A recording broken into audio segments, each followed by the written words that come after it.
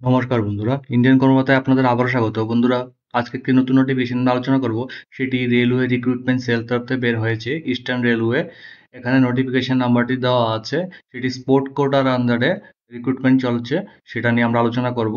তার আগে বলছি, যারা এই চ্যানেলতে নতুন আসছেন, চ্যানেলটি সাবস্ক্রাইব করে নোটিফিকেশন আইকনটি ক্লিক করে রাখবেন পরবর্তী নোটিফিকেশনকে সময়মত পাওয়ার জন্য। বন্ধুরা, এখানে যে দেখা যাচ্ছে যে যেই পোস্টটা আমরা আলোচনা করছি সেটা স্পোর্টস কোটা নিয়ে।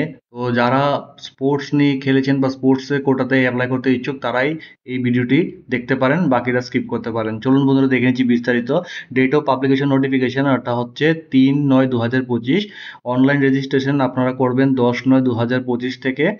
আর লাস্ট ডেট হচ্ছে ক্লোজিং ডেট, লাস্ট ডেট হচ্ছে 9/10/2025। তো টেন্টেটিভ যে আপনাদের মান্থ অফ ট্রায়াল হবে সেটা বলা হয়েছে যে ডিসেম্বর-জানুয়ারি 2025 অনওয়ার্ড, সেটা সব জানিয়ে দেবে ওয়েবসাইটের মাধ্যমে। ঠিক আছে? তো চলুন বন্ধুরা, দেখে নিচ্ছি কি কি পোস্ট আছে এখানে। এখানে যে পোস্টগুলিতে রিক্রুটমেন্টটা হবে সেটা স্কেলটা হচ্ছে পেমেন্ট 1 রুপিস 5,200 টু 20,200। এই স্কেল অনুযায়ী গ্রেড পে হবে 2400 বা 2800, লেভেল 4 লেভেল 5। ঠিক আছে? আর যারা লেভেল 2 লেভেল 3 হবে তাদের গ্রেড পেটা হবে 1900 থেকে 2000। আর যারা লেভেল 1 এর জন্য অ্যাপ্লাই করবেন তারা 1800 টাকা হবে গ্রেড পে। ঠিক আছে, চলুন বন্ধুরা দেখে নিচ্ছি কি কি পোস্ট আছে। বন্ধুরা, পোস্টগুলি হচ্ছে গ্রুপ সি, লেভেল 4 অথবা 5, 7 সিপিসি আন্ডারে হবে। এখানে 5টি ভ্যাকেন্সি আছে। সেখানে বলা হচ্ছে যে আপনারা ডিটেলস অফ পোস্ট, পোস্ট বলছে any suitable post in level 4-5 post any units of eastern railway. ঠিক আছে? তারপরে গ্রুপ সি পোস্ট, যারা লেভেল 2 লেভেল 3-তে অ্যাপ্লাই করতে যাবেন তাদের ক্ষেত্রে টোটাল ভ্যাকেন্সি আছে 12টি। আর আর্থ সয়েল গ্রুপ ডি লেভেল 1 এক্ষেত্রে 33টি পোস্ট সংরক্ষিত, টোটাল 50টি পোস্ট এখানে দেওয়া হয়েছে। ঠিক আছে? তারপর দেখে নিচ্ছি পরবর্তী, সেটা হচ্ছে কোটা 5। সেক্ষেত্রে যারা আহ, এখানে গেম যে নাম দেওয়া হয়েছে, যে স্পোর্টসগুলি আপনাদের অ্যাপ্লাই করতে পারবেন সেটা হচ্ছে যারা আর্চারি ম্যান অ্যান্ড ওমেন আছেন তাদের ক্ষেত্রে স্পেশালিটি পজিশন হচ্ছে রিকার্ভ অবলিক কম্পাউন্ড। সেক্ষেত্রে একটি পোস্ট, একটি ভ্যাকেন্সি আছে। যারা অ্যাথলেটিক্স ওমেন তাদের ক্ষেত্রে 2টি ভ্যাকেন্সি আছে। সুইমিং যারা করেছেন এখানে ক্রাইটেরিয়া দেওয়া আছে, ফ্রি স্টাইল কত মিটার বাই কত মিটার, এগুলি আপনারা একটু দেখে নেবেন। সেক্ষেত্রে একটি ভ্যাকেন্সি আছে। তারপর সুইমিংয়ের ওমেনের ক্ষেত্রে এখানে একটি ভ্যাকেন্সি আছে। টোটাল এখানে 5টি ভ্যাকেন্সি আছে। তারপর ক্যাটাগরি 2-তে যারা অ্যাপ্লাই করতে চাবেন সেখানে দেওয়া আছে আর্চারি, অ্যাথলেটিক্স, ঠিক আছে, ব্যাডমিন্টন, তারপরে আছে basketball, kabaddi, volleyball, table tennis. ঠিক আছে?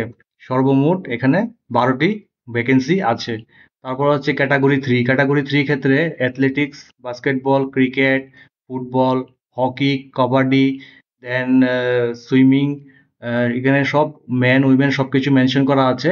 টোটাল ভ্যাকেন্সি এখানে মেনশন করা আছে, আপনারা দেখে নেবেন। ভলিবল, ঠিক আছে, সর্বমোট এখানে 33টি ভ্যাকেন্সি আছে। তারপর দেখে নিচ্ছি যে আপনার মেইন টপিক কি আছে। হ্যাঁ, এখানে এজ লিমিটটা দেওয়া আছে, যারা 18 থেকে 25 বছরের মধ্যে আছেন তারা এলিজিবল অ্যাজ পার 1/1/2026 অনুযায়ী তারা এলিজিবল অ্যাপ্লাই করার জন্য। এতে কোনো রিল্যাক্সেশন পাবেন না। ঠিক আছে? Age related. তারপর এখানে যে এডুকেশনাল কোয়ালিফিকেশনটা লাগবে সেটা একবার দেখে নিচ্ছি। এডুকেশন কোয়ালিফিকেশনের ক্ষেত্রে যারা লেভেল 4-5-এ অ্যাপ্লাই করবেন তাদের ক্ষেত্রে past graduation or its equivalent examination in any discipline from a government recognized university or institution। ঠিক আছে?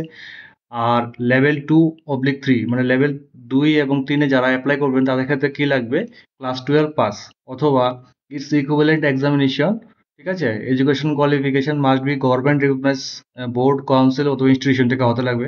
অথবা যারা পাস করেছেন মেট্রিকুলেশন, কোনো recognise board plus course complete করেছেন এক অ্যাপ্রেন্টিসশিপ, ঠিক আছে, তারাও অ্যাপ্লাই করতে পারবেন।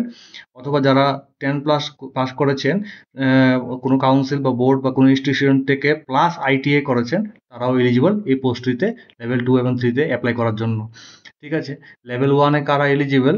লেভেল 11 বলছে ক্লাস 10 পাস করেছেন or its equivalent examination or ITI passed or its equivalent examination অথবা যারা national apprenticeship certificate granted by NCVT education qualification from a recognise board council অথবা ইনস্টিটিউট থেকে করেছেন, তারা এলিজিবল পোস্টটিতে অ্যাপ্লাই করার জন্য।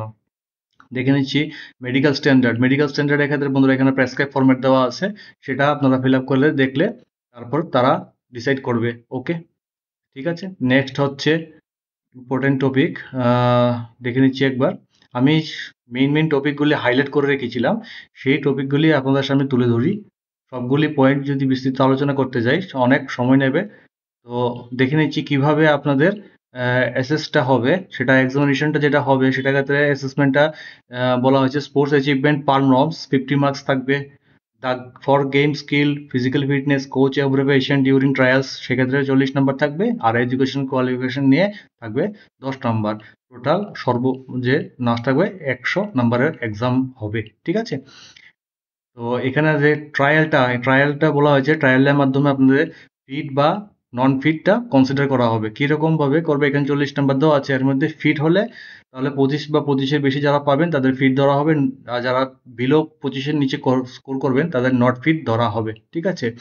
তারপর বলা হয়েছে যে for assessment recognised post achievement per norms, সেখানে 50 নাম্বার থাকছে, আর এডুকেশন কোয়ালিফিকেশন 10 নাম্বার, সর্বমোট 60 নাম্বার থাকছে। হ্যাঁ, final merit list of the candidate shall be prepared on the basis of total marks awarded by trial committee and recruitment committee, সেটা মনে রাখবেন বন্ধুরা। এখানে আপনাদের লেভেল 4 লেভেল 5-এ মিনিমাম কোয়ালিফাইং মার্কস হচ্ছে 70, লেভেল 2 এবং লেভেল 3-তে মিনিমাম কোয়ালিফাইং মার্কস হচ্ছে 65, আর লেভেল 1-এ মিনিমাম কোয়ালিফাইং মার্কস হচ্ছে 60, ঠিক আছে। দেখে নিচ্ছি পরবর্তী ইম্পর্টেন্ট। হ্যাঁ, অ্যাপ্লিকেশন ফিতে বলা হয়েছে যারা মেল ক্যান্ডিডেট আছেন, ওবিসি মেল, তারপরে ইউআর ক্যান্ডিডেট আছেন, ইডাব্লিউএস ক্যান্ডিডেট আছেন, তাদের ক্ষেত্রে 500 টাকা লাগবে, এবং যারা এসসি এসটি এবং ওমেন এবং মাইনরিটিস এবং ইকোনমিক্যালি ব্যাকওয়ার্ড ক্লাসেস থেকে অ্যাপ্লাই করবেন তাদের ক্ষেত্রে 250 টাকা লাগবে, ঠিক আছে। দেখে নিচ্ছি বন্ধুরা কিভাবে অ্যাপ্লাই করবেন। অ্যাপ্লাই করতে গেলে আপনারা চলে যাবেন www.rrcer.org, এখানে গিয়ে অনলাইন অ্যাপ্লিকেশনটা আপনারা রেজিস্ট্রেশন করে সবকিছু ডাটা আপলোড করে অ্যাপ্লাই করবেন। আর আমি সবগুলি লিঙ্ক ডেসক্রিপশনে দিয়ে রেখেছি, সেখান থেকে গিয়ে অ্যাপ্লাই করতে পারবেন, ঠিক আছে। আমি সবগুলোর বিস্তারিত যাচ্ছে না, এভাবে বলা হয়েছে যে কিভাবে ডকুমেন্ট আপলোড করবেন, ফটোগ্রাফ কি সাইজ, এগুলি আপনারা একটু কাইন্ডলি ভিডিওটা পজ করে একটু দেখে নিন, ঠিক আছে। এখানে আমি একটা ভিডিও বানিয়েছি কিভাবে ফটো সিগনেচার উইথ আপনাদের যে ডাইমেনশনটা থাকে সেই ডাইমেনশন ঠিক রেখে কিভাবে কেউইটা মিলাবেন সেটা সম্বন্ধে আমি একটা অলরেডি ভিডিও বানিয়ে রেখেছি। সেটা দেখলেও আপনারা এইসব মানে এই ফটোগুলো আপলোড করতে বা ডকুমেন্টেশন আপলোডের ক্ষেত্রে কোনো সমস্যা হবে না। আশা করি সেটা আপনাদের অনেকটা সাহায্য করবে, ঠিক আছে। তো সেখান থেকে গিয়ে আপনারা ভিডিওটা দেখতে পারেন। তো মোটামুটি আমি সবগুলি টপিক এখানে আলাপ করে নিয়েছি যেগুলি ইম্পর্টেন্ট। তো যদি আমার দেওয়া ভিডিওটা যদি আপনাদের ভালো লাগে তাহলে অবশ্যই চ্যানেলটি সাবস্ক্রাইব করে নোটিফিকেশন আইকনটি ক্লিক করে রাখবেন। আজকে এতটুকু পর্যন্তই, ধন্যবাদ।